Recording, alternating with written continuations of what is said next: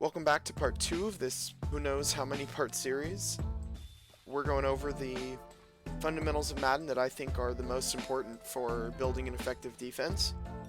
Part 1 we went over the different types of yellow zones, and if you want to watch that video you can just click right here. And today we're going to be going over the remaining zones, the light blues, the purples, and the dark blues. Let's go on to the light blues. So again, we have 3 different types. We have cloud flats, we have hard flats, and we have soft squats.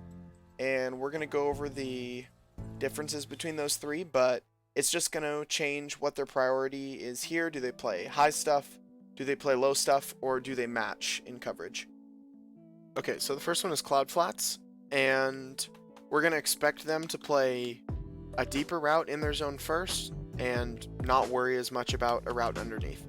So here we have a smash concept with Sanders and whatever the heck that guy's name is over there. And you're going to see he's going to play Sanders and he's going to ignore the curl underneath because he's in a cloud flat. So here Sanders runs his corner route and he's going to stay with him and he's going to leave this guy open, but he doesn't care. Cloud flats prioritize the deeper route. And that's the exact opposite of hard flats. So hard flats, he's going to ignore Sanders' corner, he's going to play the short route, and going to give up the corner. Now, obviously I run cloud flats probably 80% of the time, just because I would so much rather give up a 4-yard completion than this like 20-yard corner, or 15-yard.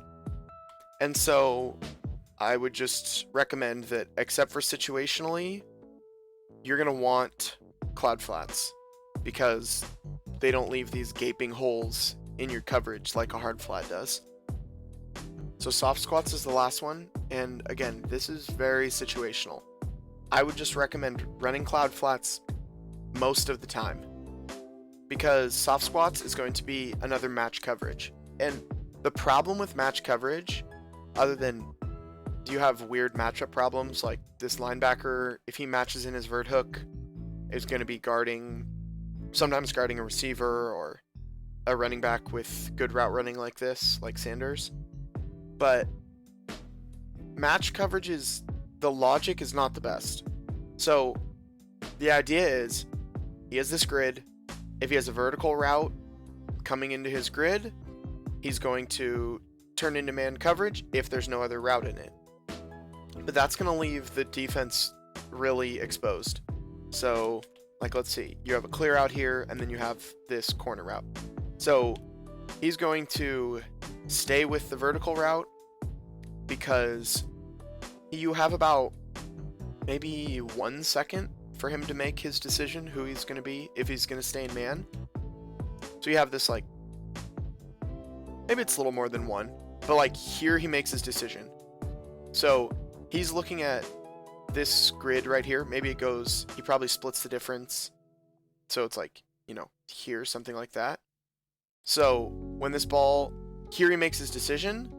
In his grid, there's still it probably splits right at these numbers. So there's still no one, so he turns into man, but then this is wide open for a corner route. And here again, you see this vert hook, which plays match coverage. Do I have a vertical route? Yes. Do I have another route in my grid? No? Okay, I'm going to play man. But here you have a linebacker trying to guard a corner route, and that's just no bueno. So just run cloud flats. That's the moral of this story, is you just run cloud flats. Let's see an example of him not running match coverage. I actually don't know if this is what this is going to be. This is going to be close. Let's see what he does. Okay, so he did not match that time, and he makes the play. So let's look at why he didn't match this time. Okay, so looking at the replay here, the ball is hiked. Okay, now he decides here, am I going to match? So this is really close. So his grid splits them, it's probably like right here at these numbers. So Sanders got bumped enough that he's in this zone, So Byron says, okay, did I have a vertical route? Yes. But when he decides, right here, am I matching? There's another route coming in his zone, so he's not going to match, and he's going to play this corner route. And so this is why soft squats and match coverage in general is risky, because it's not always like this distance, like right here, is like probably if he's a quarter yard to his right, Byron's going to match and go deep, and the corner route's going to be wide open. So that's why match coverage is risky, and I would just recommend running cloud flats most of the time. In a future video, I'm going to go over how to change between all the different zones so you can get the ones you want on the field. But I'm going to do a quick little tutorial here because I think changing between these is the easiest and the most useful. So let's say you have a play like cover 2 hard flat here as one of my audibles. So I have hard flats, but I don't want hard flats. I want cloud flats. So when you press triangle, you got all your coverage adjustments, but one of these on the right thumbstick is over the top versus underneath.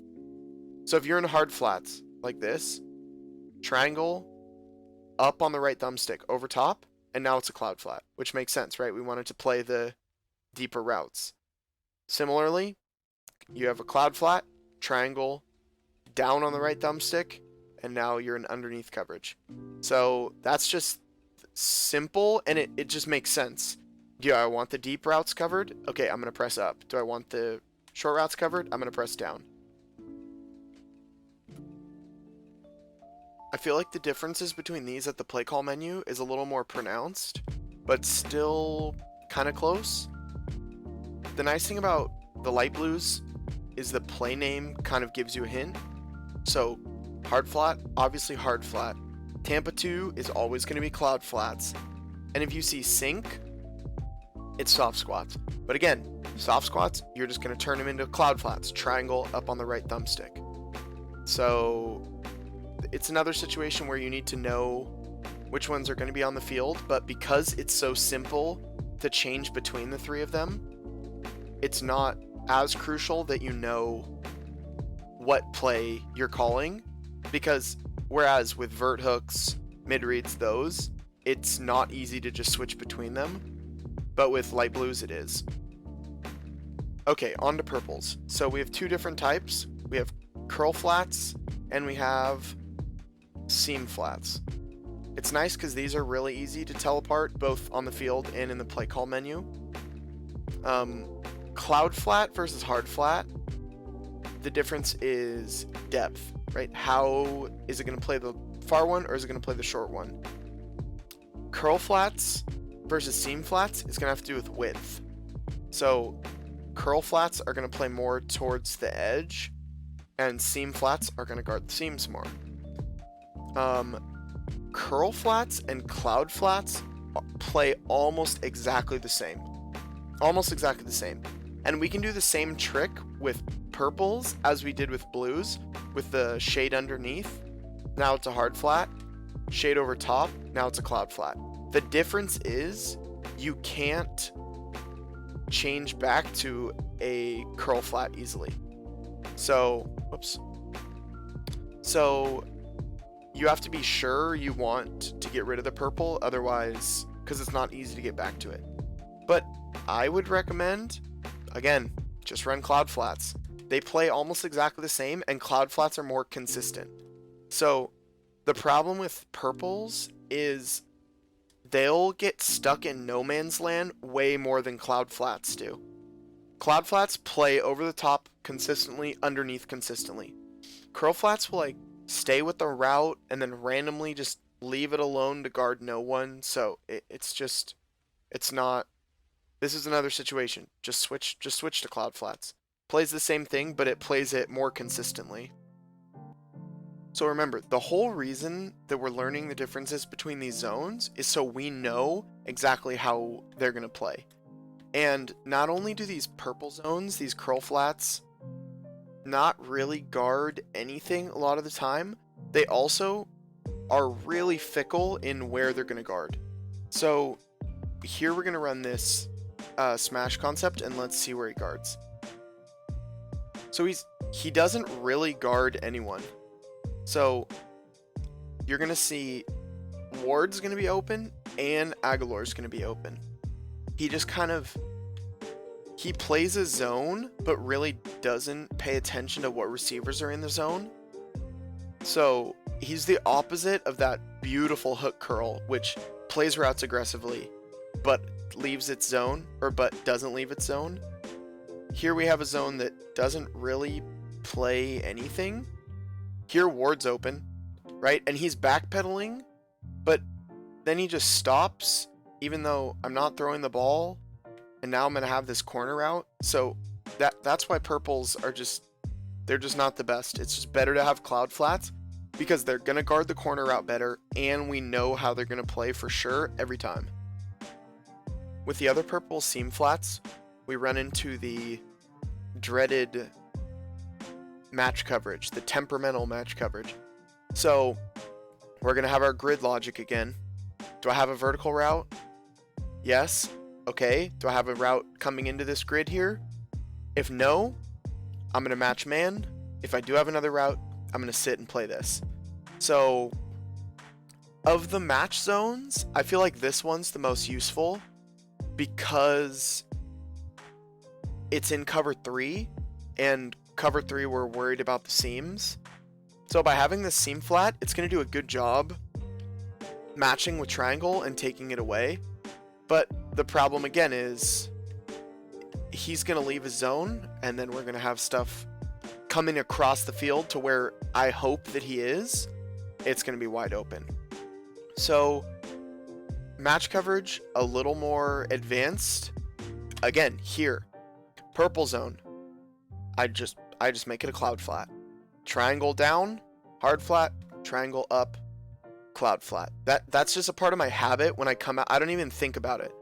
I just come out, I do whatever, baseline, whatever, but I'm going to triangle down, triangle up. That's how I set it up, because we know exactly how cloud flats are going to play, and they're not going to match. So unless you really want match coverage, just turn it into a cloud flat. It's just going to be better. In the same way with yellows, we had hook curl good.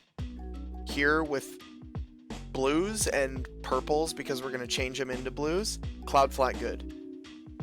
And so getting into that habit of shading under, shading over to turn things to cloud flats is a good one to get into. Now, the nice thing about these purple zones is on the seam flat ones, here at the top, you see match.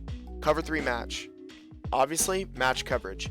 And the difference between this sky purple and this match purple is, well, I mean, match is like almost pink. Very easy to tell the difference, whereas the difference in the yellows and blues is a little more subtle. The nice thing about deep blues is pretty much what you see on the field is what you get. There's no fancy rules about priorities of routes underneath, over. They're just going to play their zone. Cover 2, they're splitting the field in half. Cover 3, they're playing their zones. Now, the one that's different, cover 4. Why is it different? Match coverage. These same grid principles are now applying to these 4 deep blues in quarters. Now, this is dangerous. Earlier, if you have a vert hook match, leave a slant, whatever, 5 yards. Here though, we have deep blues missing. This guy goes with man. Nothing's over there. Touchdown. I stay away from cover 4. The exception is if you see cover 4 drop, like the infamous cover 4 drop show 2 here. If you see drop, it's not going to match. But if you see quarters, like they're at the top, that's going to match. So let's see. Let's go to cover 4. Cover 4 doesn't say drop, doesn't say drop, doesn't say drop. Okay, there, cover 4 drop, cover 4 drop. So those are safer. But the cover 4 quarters, or if it doesn't say drop, press quarters, cover 4 palms, it's risky because sometimes it's nice. It matches and everything's covered, but the risk reward is really not worth it in my opinion because you're going to give up huge plays over the top if it doesn't play how you want it to.